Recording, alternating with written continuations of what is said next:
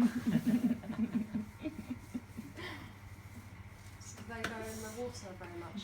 Yeah, they spend about half the time in the water. So what you're seeing at the second is what we call the finch response, which is a classical condition that they do to let finches eat dried skin off their necks, but in captivity they're very shy to it, so we used operant conditioning to teach them to allow it. It lets us manipulate their necks so we can get blood, so it's one of the key places where we do our blood studies. It also means we can do checks, so open mouths. We can do scanning with the females as well, and they're pretty solid to it, and as you can see, they hold place till we tell them to move, so it makes training them really easy. They'll hold this position for up to an hour if we ask them. Wow. So it's a lot. Is that normal that the mandrill is a bit on the left? No, she's got an overshot jaw. Yeah. The girls have quite overshot beaks. Like I say, when they were reared, they were captive bred, and when they were hatched, they weren't reared properly, so there are some health issues with them. But they're doing really well at the moment. So these girls are quite small. Our male's coming just over 200 kilos now. He's about 130 years old, and he's one of the last wild caught Galapagos tortoises. He wasn't caught for here, he was caught for food, but not eaten. He was sold into private sector, and he made his way here eventually. But yeah, so we estimate he's about 130 probably, in all honesty. So his paperwork puts him at 90, and he was a large tortoise at that size, and large in the wilds at least 30 plus. So I think it's easy, fair bet. Do you breed with them?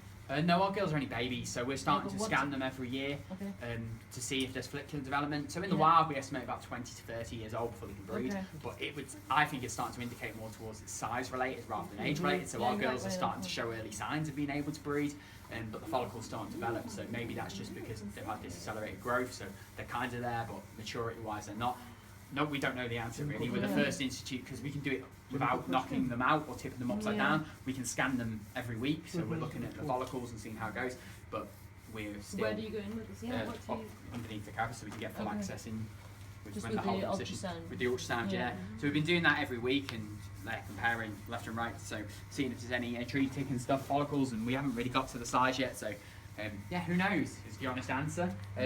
We're really worried about follicular stasis with them. It's quite common in giant tortoises because in captivity often they don't get the cues or the right environment to lay, so they hold on, get egg binding, and the first thing you know is they're dead.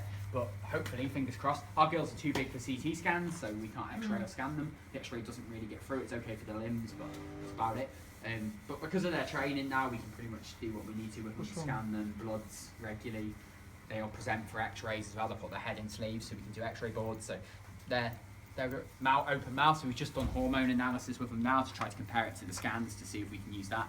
We tried fecal, but it's difficult with the group because we never know who it's from. So now we do open mouth training, and we take saliva samples from them every week, and we've just ran that. So that's been really interesting. So do you do health screenings on a regular basis, like for some special, I don't know, parasites, diseases? Yeah, we do regular health screenings twice a year. We health screen, and then we do bloods every 3 months to look at the UV levels. Yeah. So the hydroxy D3. So yeah. They are okay at the moment. We do a lot of thermal imaging work with the girls at the moment as well to look at our effectiveness of our heating systems, because historically they've been very poor with giant tortoises. The bulbs that we used to use just pretty much worn up different areas on the carapace but don't penetrate through. So we're trying to improve that all the time and minimising their access to outside, but it's very difficult because if we don't give them room outside, they get very aggressive with each other. So it takes time. Their optimum temperature, we keep them at about 28 ambient, about best spots of 45 to 50 underneath where you are now. So that seems to be what it takes to keep their core body temperature up, same as Komodo. So unfortunately, we do have to let the girls have access outside because, well, partly because it's what the zoo want for visitor interaction, but also because the house just isn't designed to be an all-year-round accommodation. As it is, they spend about 6 months a year, well, no, probably more, 8 months a year locked in here with no access outside. The few they can go out, it's important for them that they do.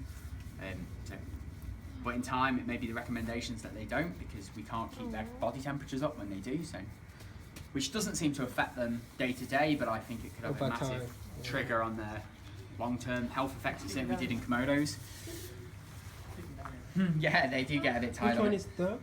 Dirk isn't in here. Dirk lives separately. He's a bit of a sex pest, so we had to keep him. He was doing damage to the shells, and at 200 kilos and not knowing what he's doing, he was causing quite a lot of damage to the girls. One of the females ripped her cruciate ligaments, and we had to do hydrotherapy with her in a pool and carry her every day. Every time we were putting her back in, he was mounting her again, and it just didn't work. And in the wild, the males do kind of live solitary. They move in and out of female herds, breed, and then go off on their own. So. And it does increase it. It means when he sees them now, he gets on with it, give him 10 minutes supervised access and move them out.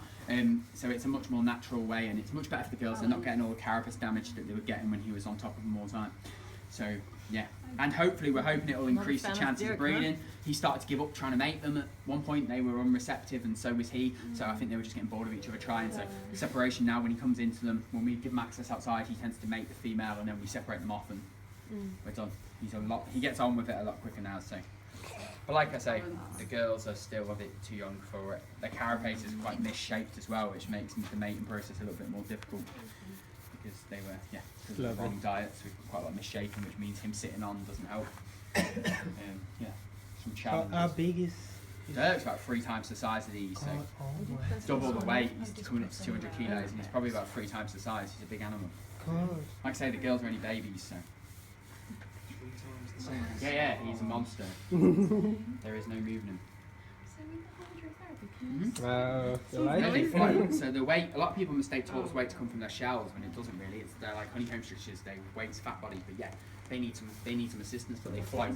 So we couldn't get them to walk on the legs. It's 200 kilos. It's too much weight. So we spoke to a vet, and they were like, well, why don't you consider hydrotherapy? Because we had a big pool wash over crocodiles, and there was no crocodiles in it, so we used to suit up every day and take her in, and it just got her moving her leg, and it really helped strengthen the muscles back, because she just couldn't do it when she had to put the weight in it. She was dragging, and we never thought we'd get it back in her, so we used to fill that full, put her in, but then it wasn't enough, so we used to go swimming with her, put her on a trolley, take her around, and swim with her until she strengthened up. Yeah, it was different.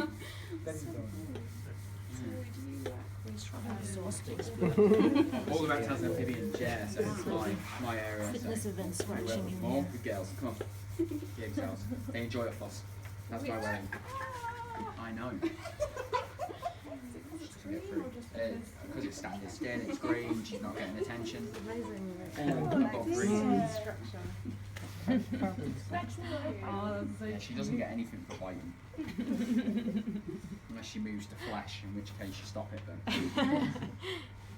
They're alright. When you know they're doing it, it's fine. You can watch when they're biting. It's when you're talking and forget. The girls haven't got too big of mouths, but the male really hurts. Doesn't he? Good girls. But they love the attention. It's good for them. It's really nice from seeing people. So when we do these medical procedures, usually if they see anyone of us outside their keepers, it's a vet. So this is great for them actually for their training. We're not strict on them holding the position because they're all together, but it's actually really good for them to let people touch them all over because it means that they're getting more. If you push me into the wall, man. Yeah, they're not very polite. They don't have much manners. But no, it's great for them. It's good for them to get used to it, see what they'll allow. Getting blood from them is really difficult because the veins not fixed in the neck, so it swings, so it makes it really difficult. We have to, good girls, so we have to allocate it, so we can stretch the skin, manipulate the neck as well, so the vets can get the angle, and they're pretty good at holding now. Yeah. Good girl. We have a free strike rule, so we do 3 attempts. Pardon? Well, today eat predominantly dried grass, and then in the summer we let them out to browse on what we grow out there, so anything in the paddock they can eat, and in the rest of the time it's predominantly just dried grass. They get high value, what we call high value reinforcers, so junk food, basically predominantly carrot, only when there's medical procedures. So historically they used to get like 10 kilos of carrot a month, now they're down to like 1 carrot a month.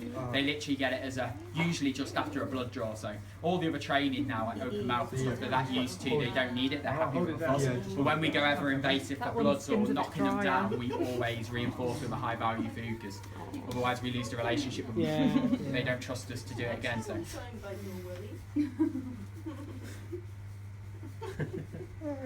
They're funny things, they do this all day. I swear they'll outlast you on fussing them. Okay. I'm so happy to hear.